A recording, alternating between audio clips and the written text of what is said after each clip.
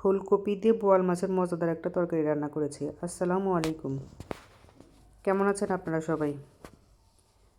নতুন রান্নার একটা ভিডিও নিয়ে আসলাম। আজকে রান্না করব ফুলকপি আর বেগুন, আলু এগুলো মিশিয়ে দিয়ে বোয়াল মাছ। নদীর বোয়াল মাছটা খেতে আসলে আমারও অনেক পছন্দ। আমার ছেলে মেয়েও বোয়াল মাছটা খেতে ভালোবাসে, কারণ বোয়াল মাছে কাঁটা কম থাকে। বোয়াল মাছটা রান্না করার জন্য প্রথমে আমি ফোড়ানি বাটা উঠিয়ে নিলাম। পেঁয়াজ আর তেজপাতা লাল করে ভেজে উঠিয়ে নিয়ে এখন সব মশলাগুলো কষিয়ে নিচ্ছি। মশলা কষানো হয়ে গেলে মাছগুলো দিয়ে নেব। যমুনা নদীর বোয়ালগুলো খেতে অনেক মজা। আমরা যেহেতু সিরাজগঞ্জের যমুনার পাড়ের মানুষ, এই কারণে আমাদের বোয়াল মাছটা আসলে চিনতে ভুল হয় না।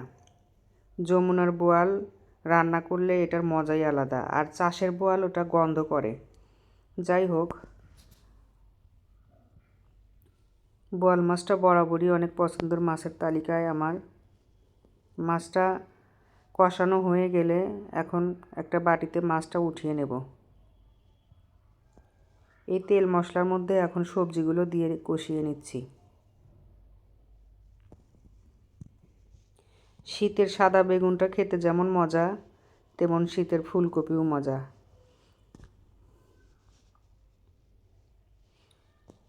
সবজিটা কিছুক্ষণ আমি ঢেকে দিয়ে কষিয়ে নেব।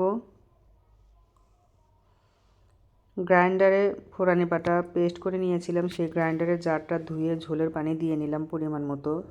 এখন কষানো মাছগুলো উপর দিয়ে দিয়ে পরিমাণ মতো ঝোলের পানি দেওয়া হয়ে গেলে ঢেকে দিয়ে আবারও কিছুক্ষণ রান্না করব।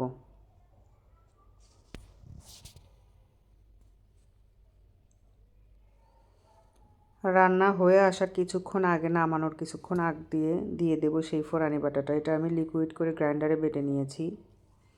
মশলাটা ভালোভাবে নেড়েচেড়ে মিশিয়ে দিয়ে আবারও একটু ঢেকে দেব মশলাটা সিদ্ধ হওয়ার জন্য, তরকারির সাথে ভালোভাবে মিশে যাওয়ার জন্য। আমার খুব মজাদার বোয়াল মাছ ফুলকপি আলু বেগুনের তরকারিটা হয়ে গেছে। আল্লাহ হাফেজ।